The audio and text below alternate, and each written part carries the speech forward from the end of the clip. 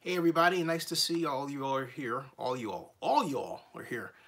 This is going to be a short stream for me because I felt better, and so I think what's happening is a combination of uh, work, weird hours, daylight savings time, not enough sleep, um, client work.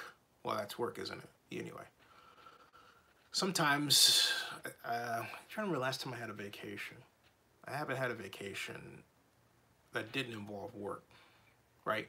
But whatever. Having said that, geez, what an eventful day. I mean, I want to get one thing out of the way because you might wonder why I'm not focusing on the other stuff in this instead of this. And that would be a good question. But I tell you, it's for this reason. First of all, the focus has been on the Raiders Lease, and I wanted to get that matter completely out of the way, even though I broke the story this morning that the vote, which really will be a public vote, will be held this Friday at the Oracle Arena and at the Oakland Coliseum. And I'm going to go over the agenda with you so that you won't have to in a few seconds. But what I noticed is that rather than people following along, there's this little game in the media, and it's kind of like there's the people that I've come to term, I really don't know what to call them. I had one term that I don't really like that term because it sounds bad, so I'm not going to use it. And then I've got, so I'll just say that there are well, that's not the right term either. Oh, of course, the herd. Yeah, the herd. That makes sense. The herd uses this term that vote on Oakland Raiders lease this Friday, as if to say, hey, this thing may not pass, which makes totally no sense whatsoever. Okay? And it totally ignores the events of last Wednesday. Think about that, a week ago tomorrow. Time flies. I wish time would just slow down. Stop, you know? But last Wednesday, the special meeting originally was supposed to be a formality. It was supposed to be a meeting, ideally, where Mark Davis and Mark Bourdain would attend the meeting, and there would be a vote in public for the deal, and perhaps some closed session issues as needed, and that's it, right? But instead, what happened was because of an issue that was brought up prior to the meeting, last Wednesday's meeting just turned out to be a briefing session of the board, right? And the board was told, hey, there is this issue that we have to address that the Raiders brought up and we agree should be addressed. And so the board gave Scott McKibben, the executive director, the go-ahead to address it, to do it, right? So and it went from, wow, I don't think we can get this done, to, wow, we did get it done, or wow, we're getting close to getting it done. We're meeting, we're changing term sheets. And rather than just say, okay, boom, right? It's like this. And I have a feeling, I have a theory why this is, and it has to do with the difference between me putting out media and the rest of them. In order to make sure that they get views, because I have a lot of material, there is a fundamental difference, and I'm not saying this to blow my own horn. I'm saying this because there is a fundamental technical difference between the way that I do media and the way the mainstream media does media. And right now I'm using an iPhone 8.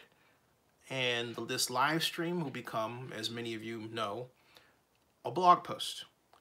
The blog post, after some rendering, will also become a news item on Google News, depending on how it's set. Well, that happens far more often than not, okay? That's part of the plan. So basically I am, and making news, I could choose to make this a 5-minute video, as I do sometimes. And that 5-minute video would be uploaded the same way, with the descriptions becoming entries in the blog post. And then that whole kit and caboodle going on to, I have 16 blogs, including Oakland News Now. And then the Oakland News Now version goes on to Google News. It also goes on to other news aggregators too, like Smart News app, I believe, yeah. It's starting to spread out there. And so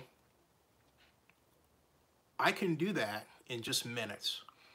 Compare that to, let's say, Channel 5, all right? Channel 5 has a camera. They have a person that is recording Scott McKibben's speech, right? They're not going on live right then and there, whereas I'm going on live through Richard Hike is going live for Zenny 62 Media, right? And we are broadcasting the news, but then also recording it at the same time, okay? All right? So they are recording it 20th century style, and I'm putting this out, okay? Now, when Richard was done, the video started to render from its live stream basis, and it became a blog post. And it went to the distribution. It went to Oakland News Now, it went to my other blogs like Oakland Focus, LA Focus. Yes, I have Los Angeles blog. Las Vegas Focus. Yes, I have Las Vegas blog, which is hooked up to a 1,853 follower Las Vegas Twitter account. And that gives you just a small sampling of the total network. All of that goes out automatically. By contrast, KPIX would have to have somebody operating Twitter alongside the cameraman, right? And then you have Phil Mateer holding the mic and asking the questions. That's 3 people they would have to have in order to match what one person does. And that's Richard being there because he has an automatic system. All right, and then you have to pay each one of those people. All right. And in some cases, well, in many cases, a person like Phil's operating the camera himself today. For Phil to have a camera person going with him, that's a rarity, and it's a costly rarity at that. And anyways, I was saying that is a costly, very costly approach. So I have them beat in terms of speed, in terms of getting out the news, and in terms of cost, right? So, but when I put out the news, it hits the headline faster than they do because they have to go back to their trucks. And not only do they have to produce the TV version, they have an online version. They also have a Twitter account, which, YouTube account and Twitter, but a YouTube account which competes with mine. And they have more people out there producing things, so their Twitter account has, of late, more local content than I have, but I'm trying to change that. I have some more items up my sleeve, even though I'm 3,000 miles away, right? So, point I'm making with all of this is I can hit the news about a particular topic you're interested in better, cheaper, and faster than they can. And they hate that. And then on top of that, they just don't like me, the fact that I'm this bald, arrogant black guy, all the other negative stuff that's in their heads because they're that way. Now, when I was with the Chronicle, even though the Chronicle wasn't paying me, it was like, oh, he's with the Chronicle, he's blessed, and so we can call him and work with him. That's BS, right? It's all made up, okay? So, all of that I'm telling you leads to this whole title battle. So I had one particular title today, and they came back with another one. All right, and then on top of that, they're pestering Scott McKibben, like, why do you have to give Zinni the first one? Why don't you make him wait? Yeah, I know everything that they say. It's ridiculous, all right? So I am in the mode of fighting back. I can make more news than they can within a daily basis, much faster than they can, because I use 21st century tech. So it's really a technical battle here, It's technical, it's generational, it's all kinds of things. Racial, unfortunately, all kinds of things.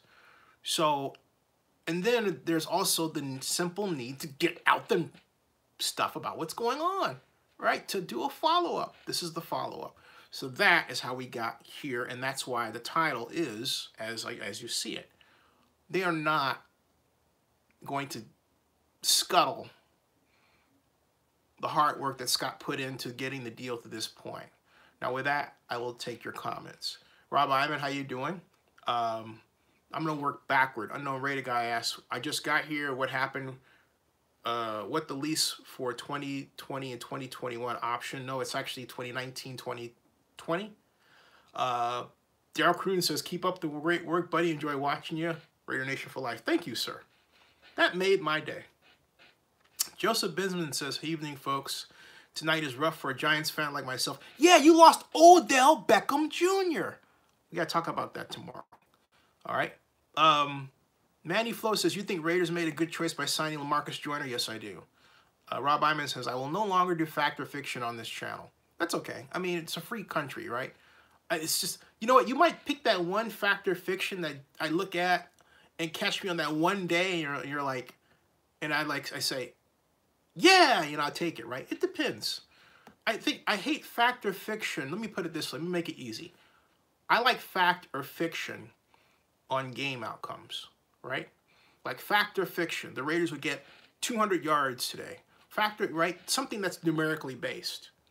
But when you actually fact or fiction on something that has a lot of moving parts, that's political and social, then I'm like, what? Come on, dude, really? So if you talk about the game, fine. Or, you know, even the NFL draft is complicated like that. But it's okay as a conversation starter. Like I said, you know, keep at it. We'll get it right. How's that? I don't want you to feel like you can't be yourself, you know? That's you. So, because some people actually on the radio do that, you know, the fact or fiction thing, right? And I know that 92.9, the game does it. So they do it, you know, fact or fiction, right? 92.9, the game here in Atlanta, all right? Sean Watson, I'm doing great, all things considered. I could feel better. Got to see the doctor. Patrick and Blackman says he can't see the Raiders signing Bell. I can. And I think, Patrick, you weren't here last night for my discussion regarding cash flow, so I need to put up a blog post about that. I just need to put my spreadsheet in a little bit differently. Let me adjust it. Okay. Rob says, I wonder if an Eli Manning buyout is next. I wonder if they're going to spend that draft pick on Dwight Haskins now. So what do you think of Dave Gettleman? Oh, perish the thought. And think about it. You know, in a day where this culture of lying has been so massively exposed, I mean, unbelievable. By the way, folks, I'm going to have to cut this short because I got a phone call that I need to deal with. So, 32 Assassin says, good thing the starting pair of safeties are 5'8". John Akala says, yep, ESPN just broke the news that Bell intends to sign with the Jets. Oh, they did. Wow. Okay, let's check that out. Le'Veon Bell. See, I think the question is Jets. The Jets will be, hold on a second. Wait a second. Haze around Jets offer for Le'Veon Bell as pressure mounts. Okay? All right? All right, hold on a second, folks. Don't set that in stone, man. Don't set that in stone, because it doesn't look like, you know what? It's one of those things, dude. It's kind of like, you might think it's there, but then it turns out that it's not there. All right? And, you know what I mean? I'm just saying. You might think it's there, but then it's not there. Okay, Browns, Jets. Oh, see, here's the key. I don't see Le'Veon Bell in the worldwide trends for Google. If that deal were consummated, boom, you'd see it. So now all I got to do now Just type B-E-L-L, all right? Bell, okay? And I just did that. And Adam Schefter puts out, okay, per a league source, tells ESPN that Le'Veon Bell plans to sign. Plans to sign. Okay, Adam Schefter says Le'Veon Bell plans to sign. Rappaport says Bell is signing. Source confirms his best offer from the start. All right. 4 years, $52.5 million. And I thought that might be a little steep for, you know, but here's the thing. I am looking now for this. I'm saying Bell, Le'Veon Bell. All right, Le'Veon Bell. Okay, I'm looking for the famous Twitter account. Oh, wait a minute. And guess what? Le'Veon Bell gave us a hint. All right. He's with the Jets. Here's the hint. You ready? You want to know how I know? Look. Look at the colors in his Twitter account. Look at what Le'Veon Bell has done. Do you need a bigger hint? That's gangrene colors. Look at that. All right, look at that. Look at that. Okay. All right, so this is the best source you got. This is Le'Veon Bell basically telling you that he's put via Twitter that, hey, you know what? I'm going to the Jets. Look at the color of his account. That's all you need to know. All pro NFL running back. Listen to my latest, okay? Yep, that's it. Pretty creative. That's kind of like changing the colors on the Empire State Building to celebrate, like, you know, New Year's Eve or something like that. Or, you know what I mean? That's pretty cool. That's what Le'Veon Bell did. I'm going to put that in. Okay, all right. And D Ford is heading to the Niners. Wow. So here's the thing. The Raiders, I still say the Raiders could have spent money on Le'Veon Bell, but here's the deal. It was Le'Veon's choice. He decided to go with that one. That was the best offer. So clearly the Raiders made some kind of offer, but he took the Jets offer. The other question is, did Le'Veon Bell get along and want to go to a situation where he had Antonio Brown? I don't know. I'm just speculating. I don't know. Why go to the Jets as opposed to the Raiders, right? Well, money. It was his best offer. He wanted the money. He wanted to be the highest paid. He wanted something that reflected his talent, just like Antonio Brown did. So yeah, now the Raiders can look at running back in the draft. But what I want to emphasize here is just because Le'Veon Bell chose the Jets doesn't mean the Raiders have a cash flow problem to the point where they couldn't make an offer for Bell. If the Raiders had a true cash flow problem, they would have never landed Antonio Brown. So I'm not saying, and I want to really nail down the numbers before I come out with a definitive discussion regarding cash flow. I'm not saying that the Raiders don't have a place where they're not in a place where their money, even though it's coming in, they have to be concerned. Because as I said the other night, the Raiders need to gain $600 million in sponsorships at least, okay, in order to be able to think about paying back Bank of America. They have luxury box monies coming in. I need to find out how much that is. So there's a lot there. All right, folks, here's the thing. We're going to take this matter up tomorrow because I have to return this phone call. I really, really do. I'm just writing Le'Veon Bell to Jets to NY. Jets. You can tell by his new Twitter account colors. You know, say check them out. All right. Hold on a second. Go there on the window and history. It's pretty cool, huh? And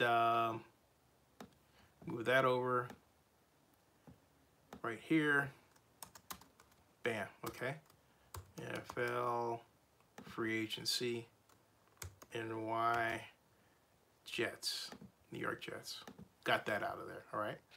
I mean, I have to show you what I did. Look at this. Bam. See that?